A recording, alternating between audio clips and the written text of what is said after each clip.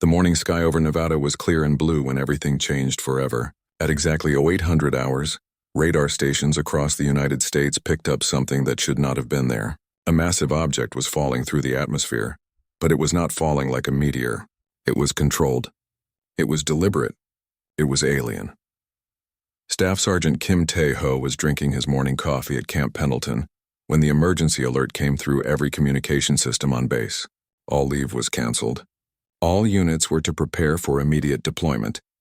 The destination was classified, but the urgency was clear in every officer's voice.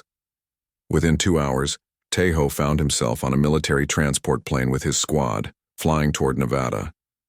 He looked around at his Marines. Corporal Lee Min-ho sat across from him, checking his rifle for the 5th time. Private First Class Choi Da-yoon stared out the small window, her face serious. Lance Corporal Park Jun-woo was unusually quiet, which meant he was thinking hard about something. They had served together for 3 years. 3 deployments overseas, countless training exercises. They trusted each other with their lives, and that trust had kept them all alive when things got bad. But this felt different. This felt bigger than anything they had faced before. The pilot's voice came over the intercom. "Ladies and gentlemen, we are approaching the landing zone. You might want to take a look outside." Tae-ho moved to a window and felt his breath catch in his throat. In the middle of the Nevada desert sat something that did not belong on Earth. The ship was enormous, at least 300 meters long, and shaped like nothing human engineers had ever built. Its surface was smooth and curved, made of what looked like living metal that shifted and flowed in the sunlight. Blue lights pulsed along its hull in patterns that seemed almost like a heartbeat. Military vehicles surrounded the ship in perfect circles. Tanks, armored personnel carriers, command vehicles, and thousands of soldiers had created a secure perimeter around the alien craft. Helicopters circled overhead like mechanical vultures. Everyone was watching. Everyone was waiting. The transport plane landed on a hastily prepared airstrip 2 kilometers from the ship. As Tae-ho and his squad disembarked, they could feel the weight of history pressing down on them. This was it. First contact with an alien civilization. Everything humanity thought they knew about their place in the universe was about to change. General Harrison met them at the landing zone. He was a tall man with gray hair and tired eyes that had seen too many wars. "Marines, welcome to the most important mission in human history. That thing has been sitting there for 18 hours. No movement, no communication, nothing. We have scientists from every major country on their way here, but right now you are part of the front line." Tae-ho saluted. "What are our orders, sir?" "Maintain the perimeter. Do not engage unless engaged first. Do not approach the ship unless ordered. And whatever happens, remember that the whole world is watching." The Marines took their positions in the outer ring of defenders. Tae-ho set up his squad behind a natural rock formation that gave them good sight lines to the alien vessel. The desert was hot, but not as hot as the tension that filled the air. Every soldier present knew they might be about to make history, or they might be about to die. Maybe both. Hours passed. The sun climbed higher in the sky. Military personnel came and went, but the ship remained silent and still.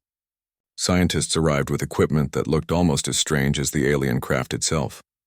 Dr. Park Soo-jin, a linguistics expert from Seoul National University, set up her translation equipment just 50 meters from where Tae-ho's squad was positioned. She was young, maybe 30 years old, with nervous hands and intelligent eyes. Tae-ho watched her work and felt a strange protectiveness. If things went bad, civilians like her would be the first targets. That was how these things usually worked. The first sign of activity came at dawn on the 2nd day. Tae-ho was on watch when he noticed a section of the ship's hull beginning to change. The metal flowed like water, creating an opening where none had existed before. He immediately alerted the command post. "Control, this is Marine Alpha 7. We have movement on the ship." "Repeat, we have movement." Within minutes, every weapon in the perimeter was trained on that opening. Thousands of soldiers held their breath. The world held its breath. What emerged from the ship was clearly not human. The being stood nearly 8 feet tall with long limbs that moved with fluid grace. Its skin appeared to be some kind of biological armor, dark green with patterns of blue that matched the lights on the ship. Its head was covered by a translucent helmet that revealed glowing amber eyes. The alien moved with the confidence of a predator. It stepped out of its ship and looked around at the assembled human forces without any sign of fear or concern. If anything, it seemed mildly curious, like a scientist observing interesting insects. Dr. Park stepped forward with her translation device. Her hands were shaking, but her voice was steady. "Hello, we are representatives of the human species. Welcome to Earth." The alien's head tilted slightly as it studied her. When it spoke, its voice was deep and resonant, nothing like human speech. The translation device worked frantically to convert the alien sounds into English words. "I am Commander Vextar of the Hegemony Fleet," the mechanical voice said. "Your species has been evaluated and found adequate for subjugation. You will surrender your world's governments to Hegemony authority within 72 of your planetary rotations, or face immediate pacification." The silence that followed was complete. Even the desert wind seemed to stop. Every human present processed those words and understood their meaning. This was not a greeting. This was not an offer of friendship or trade. This was an ultimatum. General Harrison stepped forward, trying to maintain diplomatic protocol. "Commander Vexistar, surely we can discuss terms, find some middle ground that works for both our species." "The terms have been stated," Vexistar replied. "Submission or destruction. These are the only options the hegemony offers." That was when Staff Sergeant Kim Tae-ho made a decision that would change the course of human history. He stepped out from behind his cover, his rifle lowered but ready, and looked directly at the 8-foot alien commander. "With all due respect, sir," he said in a clear, carrying voice, "Earth is not for sale, and humans do not kneel to anyone." The alien's amber eyes fixed on him with sudden interest. Around the perimeter, thousands of soldiers tensed. The moment stretched like a wire about to snap. Everything that followed would trace back to this moment, to this choice, to this Marine who refused to be afraid. Commander Vexistar stood motionless for several seconds, studying the human Marine who had dared to speak against him. In all his campaigns across 17 star systems, no conquered species had ever responded to his ultimatum with such casual defiance. Most civilizations either begged for mercy or attempted desperate negotiations. This small creature, barely reaching his chest, stood with his weapon ready and his eyes filled with determination. The alien commander's helmet shifted slightly and his amber eyes seemed to glow brighter. When he spoke again, there was something different in his mechanical voice. "Not anger, but curiosity. You speak for your species, small warrior." Tae-ho glanced back at his squad. Corporal Lee Min-ho had moved into a better firing position behind a boulder. Private First Class Choi Da-eun was checking her ammunition. Lance Corporal Park Junwoo had his rifle trained on the alien commander. They were ready to fight and die with him, because that was what Marines did. They never left anyone behind. "I speak for the United States Marine Corps," Tae-ho replied, taking another step closer to the towering alien. "And we have a saying where I come from. Semper Fi, it means always faithful. Faithful to our brothers, our country, and our planet. So here is Earth's answer to your offer, Commander. Turn your ship around and find someone else to threaten." Around the perimeter, thousands of human soldiers watched this impossible scene. A single Marine, armed with nothing but standard infantry weapons, was facing down an alien commander whose technology could probably destroy entire cities. Military radios crackled with orders to stand ready, but no one moved to interfere. Everyone understood that something important was happening here. Vextar's head tilted further, and a sound came from behind his helmet that might have been laughter. "Your species displays interesting behavioral patterns. Most civilizations at your technological level show immediate submission responses when faced with superior firepower." The alien gestured toward the sky, where the faint outlines of 3 more ships could be seen in the upper atmosphere. "Yet you stand here, offering defiance with primitive kinetic weapons." Dr. Park stepped forward again, her translation equipment beeping frantically as it worked to keep up with the conversation. "Commander, perhaps we could discuss alternative arrangements. Surely there is some way to avoid conflict." The terms were clearly stated. Vextar cut her off, his attention never leaving Tae-ho. 72 rotations for complete surrender. "However, your warrior's spirit intrigues me. The hegemony has encountered many species across the galaxy, but few show such interesting fighting instincts." The alien's armor began to change. Panels slid open to reveal weapon systems that hummed with barely contained energy. Additional plating flowed across his torso and limbs, transforming him from an imposing figure into a walking weapon of war. A targeting system descended over his helmet, and his hands sprouted energy projectors that glowed with dangerous light. I propose a demonstration, Vextar announced. Single combat between champions. Your best warrior against me. If your champion wins, we will reconsider our timeline for your planet's surrender. If I win, your species will submit immediately without further resistance. General Harrison was already shaking his head and moving forward to object, but Tae-ho raised his hand to stop him. The Marine understood what was really happening here. This was not just about Earth's surrender or humanity's future. This was about respect. The alien commander was testing them, trying to understand what humans were really made of. I accept your challenge, Tae-ho said without hesitation. Sergeant, I cannot allow this, General Harrison protested. You would be facing advanced alien technology with nothing but standard equipment. It would be suicide. Tae-ho turned to face his commanding officer, and his voice carried the weight of absolute conviction. Sir, with all due respect, this alien thinks we are weak because we are small, and our technology is primitive. Someone needs to show him what humans are capable of when we fight for our home. Around the perimeter, word of the challenge was spreading through radio channels and encrypted communications. Within minutes, world leaders on every continent knew that the fate of humanity might rest on a single combat between a U.S. Marine and an alien warrior. The pressure was enormous, but Tae-ho felt strangely calm. His squad gathered around him as he checked his equipment one final time. Standard Marine combat gear, an M4 carbine with 6 magazines of ammunition, his sidearm with 4 extra clips, and the combat knife his grandfather had carried during the Korean War. It was not much against alien technology, but it was human technology and it was his. You do not have to do this alone, Corporal Lee Min-ho said quietly. We could all fight together. Tae-ho shook his head. This is not about tactics or superior numbers. This is about showing them who we are, what we are willing to do when someone threatens our home. Private Choi Da-eun handed him an extra magazine. Make it count, Sergeant. Lance Corporal Park Junwoo just nodded and stepped back into position. They all understood that this moment would be remembered for generations, regardless of how it ended. Commander Vextar had moved to the center of a natural clearing between 2 rock formations. His battle armor was now fully deployed, making him look like something from humanity's darkest science fiction nightmares. Energy coursed along his weapon systems, and his targeting scanners swept across the area with mechanical precision. The combat zone is established, he announced. Standard hegemony dual protocols will apply. Combat continues until one participant yields or is unable to continue. Tae-ho walked into the clearing, his rifle held ready but not aimed directly at his opponent. The desert sand crunched under his boots. The sun was getting higher, and the heat was already becoming oppressive. Sweat ran down his face, but his hands were steady. I am ready, he called out. Vextar's weapon systems activated with a high-pitched whine. Then let us see what your species is truly capable of. Human warrior.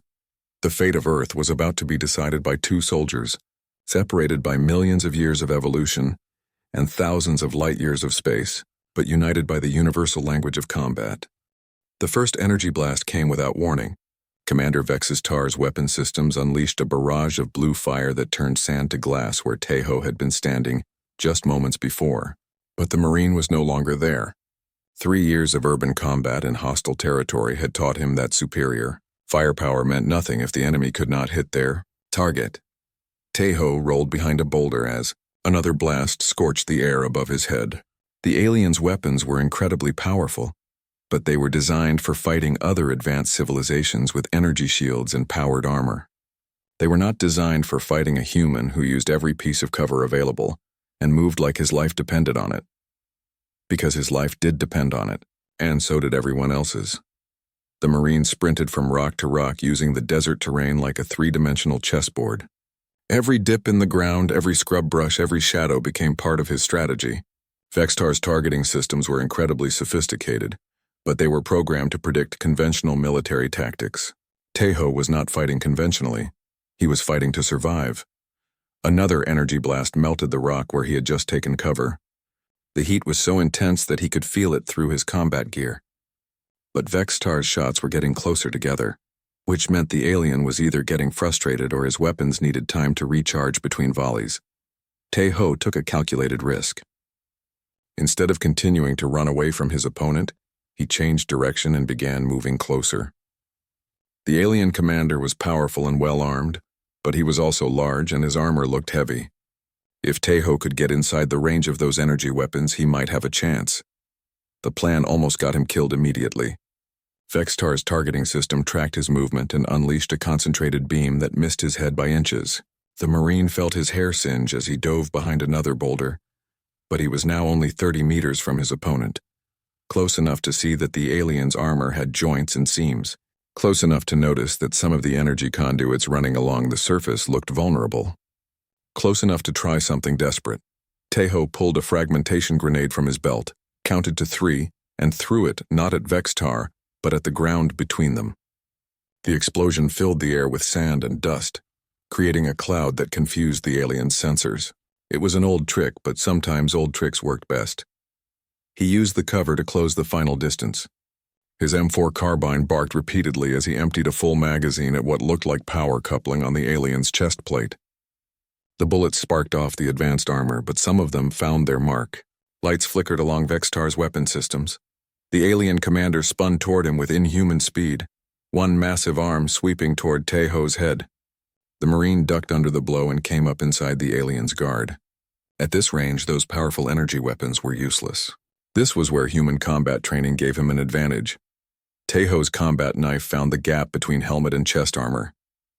The blade was carbon steel, nothing special, but it was sharp and it was wielded by someone who knew how to use it. Sparks flew as the knife severed several important-looking cables. Vextar staggered backward, his helmet flickering as power systems failed, but the alien was far from defeated. One armored fist caught Tejo in the ribs and sent him flying across the sand. The impact drove the air from his lungs and made his vision blur, but he forced himself to roll with the blow and come up in a fighting crouch. The alien commander's armor was sparking, and several systems were clearly malfunctioning, but he was still extremely dangerous. Vextar raised one arm, and Tejo could see energy building in a weapon system that was still operational. Time slowed to a crawl. The Marine had perhaps 2 seconds before that energy blast turned him into vapor. His rifle was empty. His knife was somewhere in the sand, and he was facing an opponent who could kill him with a single shot. So he did what Marines are trained to do in impossible situations. He improvised. Tejo drew his sidearm and emptied the entire clip not at Vextar's heavily armored torso, but at his opponent's feet. The bullet struck the sand and ricocheted upward, creating a shower of metal fragments that struck the alien's leg joints and damaged several more power conduits. The energy weapon that should have killed him fired wide, the beam going harmlessly into the sky as Vextar's targeting system completely failed. The alien commander stumbled, his armor's power systems cascading into failure as damaged circuits overloaded. Tejo saw his chance and took it. He tackled the 8-foot alien warrior with everything he had left, driving his shoulder into Vextar's midsection and using momentum to bring them both crashing to the ground. They hit the desert sand in a tangle of human and alien limbs. What followed was not elegant or sophisticated. It was a desperate brawl between two warriors who refused to give up. Vextar's superior size and strength were balanced by his failing armor, and Tejo's absolute determination to win. They rolled across the sand, each trying to gain a decisive advantage. The alien's armor was shutting down system by system. First, the weapon systems went dark, then the targeting scanner retracted, then the enhanced strength servos began to fail. Within minutes, Vextar was fighting in nothing but basic life support and structural protection. Tejo was bleeding from a dozen cuts and his ribs felt like they were on fire, but he never stopped fighting. When Vextar grabbed him by the throat with one massive hand, the Marine broke the hold with a knee strike to the alien's elbow joint. When the alien tried to pin him down, Tejo used leverage and technique to escape. The fight lasted 17 minutes according to the official records, but it felt like hours to everyone watching. When it finally ended, both warriors lay on their backs in the sand, breathing hard and staring up at the Nevada sky. Vextar's helmet retracted, revealing a face that was both alien and strangely familiar. Scars from countless battles, eyes that had seen too much war, and an expression that might have been respect. Impossible, the alien whispered, his voice no longer filtered through mechanical translators. Your species fights with no honor, no structure, no predictable patterns. Tejo forced himself to sit up, wincing at the pain in his ribs. We fight to win, and we fight for each other. Around the perimeter, thousands of human soldiers watched in amazement as their champion struggled to his feet. He had done it. A single Marine, using nothing but standard human equipment and pure determination, had defeated an advanced alien warrior. Vextar remained on the ground, looking up at the small human who had somehow brought down a commander of the galactic hegemony. In all my campaigns across 17 star systems, no species has ever achieved what you just did. You should not have been able to win. Maybe, Tejo replied, extending his hand to help the alien commander stand. But we did win, and that should tell you something important about humans. As Vextar accepted the offered hand and allowed himself to be helped to his feet, he realized that everything the hegemony thought they knew about this species was wrong. These humans were not just another primitive civilization to be easily conquered. They were something entirely new. The news of Staff Sergeant Kim Taeho's victory spread across Earth faster than any virus or wildfire had ever moved. Within hours, every television network, radio station, and internet platform was broadcasting footage of a human Marine defeating an advanced alien warrior, using nothing but standard military equipment and determination. The reaction was not fear or panic as many government officials had expected. It was pride, hope, and something much more dangerous: inspiration. In Seoul, recruitment stations were overwhelmed with young people wanting to join the military. In London, defense contractors worked around the clock to analyze every piece of alien technology they could observe from the captured footage. In Moscow, military strategists developed new combat doctrines based on what they had learned from watching the fight. Around the world, humanity was preparing for war, but the most important conversations were happening in orbit, aboard the hegemony flagship Dominion's Edge, where Fleet Admiral Zorn was reviewing the combat data for the 7th time. Her command staff stood in uncomfortable silence as she analyzed every second of the engagement between Vextar and the human warrior. Admiral Zorn was a veteran of 43 planetary conquests. She had personally overseen the subjugation of species far more advanced than these humans. She understood warfare, tactics, and the psychology of conquest better than anyone in the hegemony fleet. That was why Vextar's defeat was so troubling.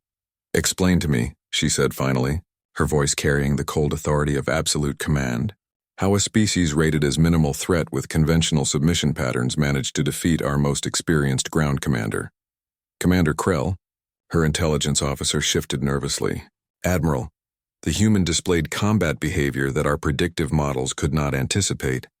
No logical weapon deployment sequence, no adherence to standard tactical doctrine, completely unpredictable movement patterns. You are describing chaos, not military strategy. Perhaps, Admiral, but effective chaos. Our combat prediction algorithms failed because the human's actions made no strategic sense. He should have been eliminated within the first 30 seconds of engagement." Admiral Zorn studied the tactical display showing Earth surrounded by hegemony vessels, 3 ships for initial contact and evaluation, with 27 more in reserve just outside the system. Standard conquest protocol called for overwhelming force to be applied after the preliminary evaluation, confirmed an easy victory. The preliminary evaluation had been catastrophically wrong. What do our xenopsychology experts say about this species? That is the most disturbing aspect, Admiral. They say the human's behavior was not anomalous. According to their analysis, this level of irrational determination appears to be standard for the entire species. On Earth, similar discussions were taking place in every major capital. The footage of Taiho's victory had been analyzed by military experts, scientists, and intelligence agencies around the world. The consensus was both encouraging and terrifying. If one Marine could defeat an alien warrior, what could humanity accomplish if they worked together? Dr. Park had been assigned as Earth's primary liaison with their unexpected alien prisoner. She found Vextar in the medical facility where he was recovering from his injuries. The alien commander had insisted on being treated with basic human medical supplies, rather than advanced technology from his ship, claiming it was a matter of honor after his defeat. "Your people celebrate the warrior's victory," Vextar observed as she entered the room. Through the window, they could see crowds of people gathered outside the military perimeter, many carrying signs supporting the Marine who had stood up to alien conquest. "They celebrate hope," Dr. Park replied. "For 3 days we thought we were helpless. Now we know we can fight back." "Fight back?" Vextar repeated the words slowly as if testing their meaning. Do you understand what you have accomplished? The hegemony does not accept defeat. They do not simply leave because one commander failed in single combat. Then what will they do? The alien's scarred face grew grim. They will send the main fleet. Many more ships than you can imagine, and they will not make the mistake of underestimating your species again. As if summoned by his words, alarms began sounding throughout the facility. Emergency broadcasts interrupted regular programming on every communication channel. In orbit above Earth, 3 hegemony vessels had become 30. The real invasion was about to begin. Admiral Zorn's voice came through speakers positioned around the alien ship, transmitted on all human communication frequencies. The message was simple and terrifying in its directness. People of Earth, I am Fleet Admiral Zorn of the Hegemony Conquest Fleet. Your champion's victory over Commander Vextar was impressive but meaningless. You now face 30 capital ships, each capable of sterilizing a continent. You have 12 of your hours to surrender unconditionally, or pacification will begin. The ultimatum sent shockwaves around the world, but not the kind Admiral Zorn expected. Instead of panic and immediate surrender, humanity's response was defiance on a scale the galaxy had never seen. Military reservists reported for duty in numbers that overwhelmed processing centers. Civilian volunteers flooded recruitment stations. Defense contractors shared technology freely with former competitors. Most importantly, the image of Staff Sergeant Kim Tae-ho standing up to an alien commander had become a symbol that transcended national boundaries. Political differences and cultural divisions. For the first time in human history, the entire species was united behind a single cause, the defense of their home world. In his hospital bed, Vextar watched news broadcasts showing the human response to Admiral Zorn's ultimatum. Massive crowds in every major city, not fleeing in panic but gathering in solidarity. Military units from different countries training together. Scientists sharing research without regard for national secrets or corporate profits. Your species is remarkable, he said to Dr. Park.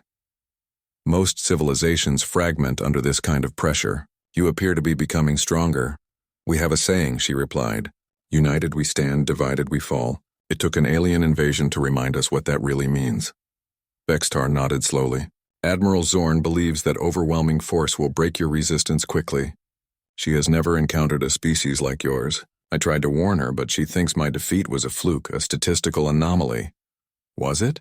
The alien commander looked directly at her, his amber eyes reflecting something that might have been admiration. No. Your warrior fought exactly as I would expect any human to fight when defending their home. With complete commitment and absolute refusal to surrender, Admiral Zorn is about to learn a very expensive lesson about underestimating your species. Outside the window, more crowds were gathering. Signs, banners, and voices raised in defiant unity. Humanity was preparing for war, and they were doing it together. The countdown to invasion had begun, but Earth was no longer the helpless planet the hegemony had expected to conquer. They were about to face something the galaxy had never seen before, a united human species fighting for survival. The attacks began at exactly 12 hours and 1 minute after Admiral Zorn's ultimatum expired. Energy beams lanced down from orbit like spears of blue fire, targeting military installations, communication hubs, and government centers across every continent. The hegemony fleet had positioned itself to deliver maximum psychological impact, demonstrating their power by striking at the symbols of human authority. But the attacks met resistance that no hegemony computer model had predicted.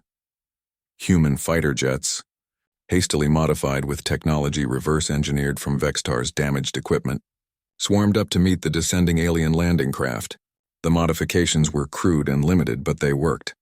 For the first time in hegemony military history, their invasion forces were taking significant casualties from a primitive species. Staff Sergeant Kim Tae-ho, now promoted to lieutenant after his victory over Vextar, found himself in command of a joint international unit that defied every military manual ever written. Marines from the United States worked alongside British SAS operatives, Korean Special Forces, Russian Spetsnaz, German KSK, and elite soldiers from 30 other nations. Their mission was simple: hit the aliens hard and keep hitting them until they left. The hegemony expects us to fight like civilized soldiers, Tae-ho told his multinational team during their first briefing in an underground command center in Colorado. They expect organized formations, predictable tactics, and logical strategic objectives. Instead, we are going to fight like humans. Corporal Lee Min-ho, now serving as his second-in-command, grinned despite the desperate circumstances. You mean we are going to cheat, lie, and break every rule of warfare ever written? Exactly. We are going to use every advantage we have. Our planet, our desperation, and the fact that they still do not understand what makes humans dangerous when we are cornered. The campaign that followed would be studied by military historians for generations. Assuming humanity survived long enough to have historians, human forces struck at alien landing sites with weapons that should not have been effective, used terrain in ways that violated every tactical manual, and demonstrated a willingness to sacrifice themselves that the hegemony had never encountered in 43 previous conquests. Private Park De-young, a combat engineer from Seoul, became the first human to destroy an alien capital ship. She allowed her entire squad to be captured during a failed assault on a hegemony landing zone, but the capture was deliberate. Hidden in her equipment was a nuclear device set to detonate when it detected alien technology. When the prisoners were brought aboard the command ship for interrogation, the explosion took out the entire vessel and its crew of 3,000. The tactic was immediately copied by human forces around the world. Soldiers volunteered for suicide missions with a casualness that horrified hegemony observers. In their experience, species fought for survival, not for abstract concepts like freedom or dignity. The idea that intelligent beings would choose death over subjugation was beyond their comprehension. Sergeant Martinez developed what became known as the Denver Protocol. After his unit successfully defended that city against a full-scale alien assault, instead of meeting the invaders in open combat, his forces turned the entire urban area into a maze of traps, ambushes, and killing zones. Every building became a fortress, every street corner a potential ambush site, every civilian a potential intelligence asset.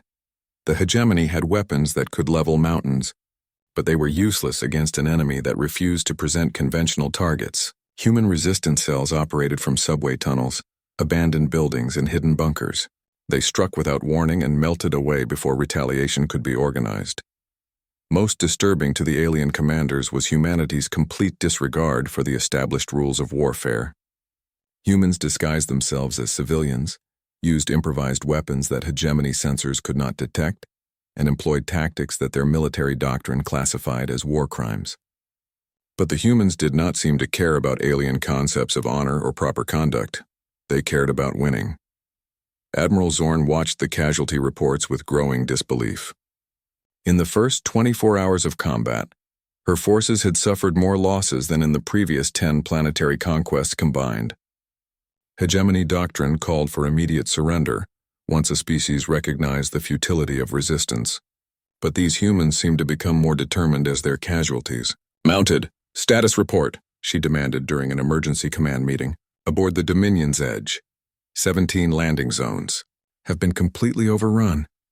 Commander Krell reported, his voice strained. 43 dropships destroyed, 12 heavy assault units eliminated, and we have lost contact with 6 reconnaissance teams. The humans are using unconventional weapons and tactics that our defensive systems cannot counter effectively. Unconventional how? They attach explosive devices to civilian vehicles and drive them into our positions. They hide weapons in medical facilities and schools. They use their own communication networks to coordinate attacks even after we have destroyed their military command structure. Admiral, they are fighting as if every individual human is a separate military unit. Admiral Zorn studied the tactical displays showing Earth's surface. Red markers indicated hegemony forces. Blue markers showed human military positions, and yellow markers represented civilian population centers. What she saw made no sense according to any military doctrine she knew. The blue and yellow markers were completely intermingled, making it impossible to distinguish between combatants and non-combatants. They are using their entire population as a military resource, she realized. Not just their soldiers, but their civilians, their children, their elderly. Everyone is involved in the resistance, my affirmative, Admiral. Intelligence estimates that over 90% of the human population is actively supporting the war effort in some capacity. They have turned their entire planet into a fortress. The most shocking example came on the 3rd day of fighting. Captain Sarah Connor, a pilot in the Royal Air Force, was shot down during an attack on an alien supply convoy. Rather than ejecting to safety, She deliberately crashed her damaged fighter into the convoy's fuel depot, destroying enough supplies to cripple hegemony operations in the entire European theater. Her final transmission was recorded and broadcast around the world. Tell my daughter that Mommy fought for her future. Tell everyone that we can win this. We just have to be willing to pay the price. Similar sacrifices were being made on every continent. Humans were dying by the thousands, but they were taking alien soldiers with them, disrupting hegemony operations, and proving that conquest of Earth would cost far more than any previous campaign in galactic history. By the end of the fourth day, Admiral Zorn faced a situation no hegemony commander had ever encountered. Her forces controlled scattered pieces of territory, but they were under constant attack from an enemy that seemed to be everywhere and nowhere at once. Supply lines were disrupted, communications were jammed, and morale was plummeting as casualty reports continued to mount. The humans had not won the war, but they had done something far more important. They had proven that the hegemony could be hurt, that their technology was not invincible, and that some species would rather die fighting than live in slavery. For the first time in her long military career, Admiral Zorn began to consider the possibility that this conquest might fail. And if it failed, the implications for the hegemony empire would be catastrophic. Word would spread to other subjugated worlds that the hegemony could be defeated. Rebellions would ignite across the galaxy. The entire foundation of their civilization would be threatened by the example of one small planet that refused to surrender. Something had to be done about the humans, but Admiral Zorn was no longer certain that military force alone would be sufficient. On the morning of the fifth day, something unprecedented happened in the 3,000-year history of the hegemony empire. Fleet Admiral Zorn transmitted a request for ceasefire negotiations to the human resistance forces. The message was simple, but its implications sent shockwaves through both human governments and alien command structures across the galaxy. The meeting took place in the same Nevada desert where everything had begun, with Commander Vextar serving as intermediary between the two species. The alien commander had spent the past week in extensive conversations with Dr. Park and other human scholars, trying to understand the people who had so completely confounded his people's expectations. Admiral Zorn descended from her flagship in formal regalia that seemed to be woven from starlight itself. Her rank insignia pulsed with bioluminescent patterns that indicated her authority over entire star systems. She had personally overseen the conquest of 43 worlds and commanded fleets that could sterilize planets. But as she faced the small group of human negotiators, she looked almost uncertain. Lieutenant Kim Tae-ho stood with the human delegation, bearing fresh scars from 5 days of impossible combat. Beside him were representatives from every major nation on Earth, military commanders who had coordinated the planet's defense, and scientists who had worked around the clock to give humanity any possible advantage against superior alien technology. "We do not understand your species," Admiral Zorn admitted as she studied the humans before her. The translation devices struggled to convey the nuances of her meaning, but the confusion in her voice was unmistakable. "Our evaluation protocols have been used successfully across 17 different galactic quadrants. They have never failed so completely." Tae-ho stepped forward, still wearing his combat gear despite the formal nature of the negotiations. "What is there to understand? You threatened our home. We defended it, but at such cost," the Admiral replied. "Your casualty rates should have broken your resistance within the first day. Instead, they seem to make your people fight harder. This defies all logical behavior patterns." Dr. Park moved to join the conversation, carrying data tablets filled with analysis from the past week of warfare. "Admiral, I think the problem is that your people have never encountered a species quite like ours. You have conquered civilizations that were rational, that calculated costs and benefits, that surrendered when defeat became mathematically inevitable. As all intelligent species should, but humans are not entirely rational," she continued. "We are emotional, stubborn, and we have this troublesome habit of caring more about abstract concepts like freedom and dignity than we do about survival statistics. When you told us to surrender or face destruction, you were not just threatening our lives. You were threatening everything that makes us human." Vexitar, his arm still healing from their combat, nodded slowly. "I have learned much about your people during my time as your prisoner. You do not fight merely to achieve victory. You fight because the alternative is unacceptable to your fundamental nature. This is why all our predictions failed so catastrophically. Admiral Zorn was quiet for several minutes, processing this information with the analytical mind that had made her the most successful conquest commander in hegemony history. The Empire's entire expansion strategy was based on the assumption that all intelligent species would prioritize survival over resistance when faced with overwhelming odds. Humans had just proved that assumption disastrously wrong. "What do you propose?" she asked finally. It was Tai-Ho who answered, speaking not just as a Marine but as a representative of his entire species.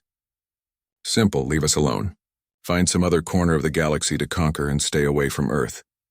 In return, we will not follow you home and show the rest of the galaxy what happens when humans get really angry." The threat was delivered with the casual confidence of someone who had already achieved the impossible once and was prepared to do it again.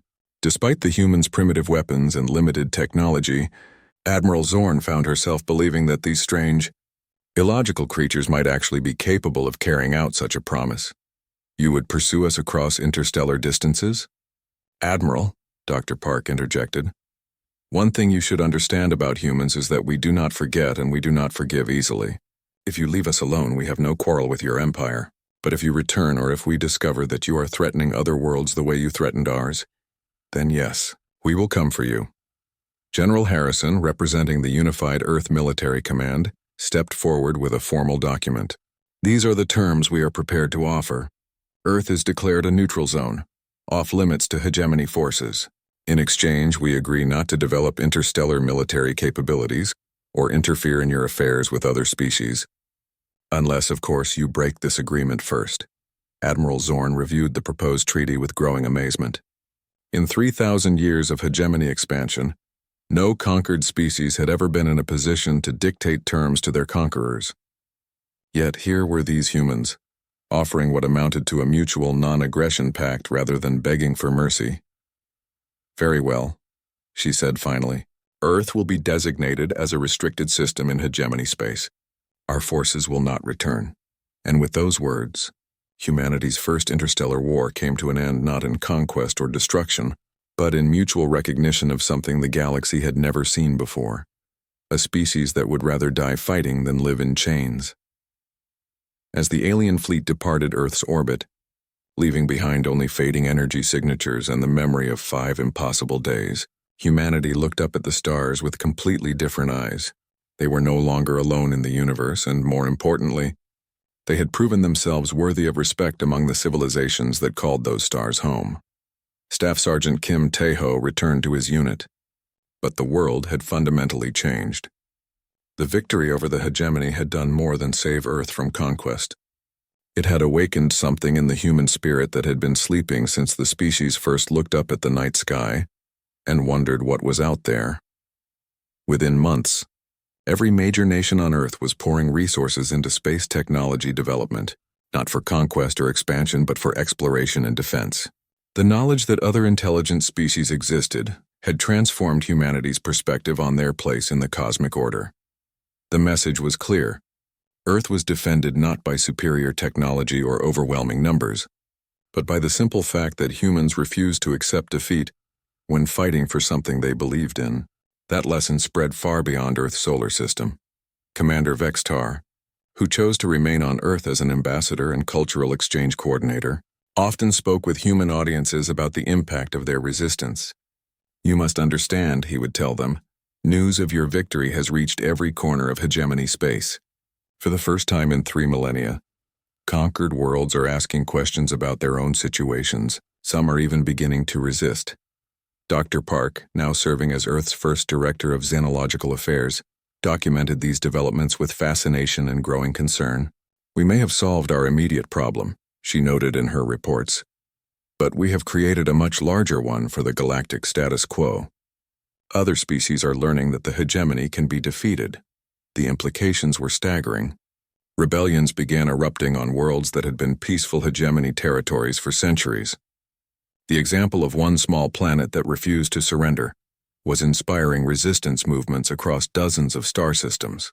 The carefully maintained order that had kept the galaxy stable for 3,000 years was beginning to crumble. But perhaps the most important change was in humanity itself. The species that had spent millennia fighting each other over territory, resources, and ideology had discovered something that united them more powerfully than any political system or religious belief ever could. The knowledge that when faced with extinction, they would stand together. Lieutenant Tejo, now bearing the Medal of Honor and serving as a special advisor to the newly formed Earth Defense Force, often reflected on those 5 days that changed everything. He had stepped forward in a Nevada desert simply because someone needed to stand up to an alien bully. He could never have imagined that his words would echo across the galaxy. Earth is not for sale, and humans do not kneel to anyone. Those words had become humanity's declaration to the universe. They were carved into monuments, printed on flags, and taught to school children as the moment their species announced its presence among the stars. Not as conquerors or suppliants, but as equals who would defend their freedom with everything they had. The hegemony fleet had departed, but they left behind something far more valuable than any technology or scientific advancement. They left behind the knowledge that humanity was not alone in the universe, and more importantly, that they had earned their place at the galactic table through courage, determination, and the willingness to fight for what they believed in. Years passed. Earth developed defensive technologies and established diplomatic contact with other species. Some were allies, some were neutral, and some were potential threats. But all of them knew one crucial fact about the third planet, orbiting an unremarkable yellow star in a quiet corner of the galaxy. The humans who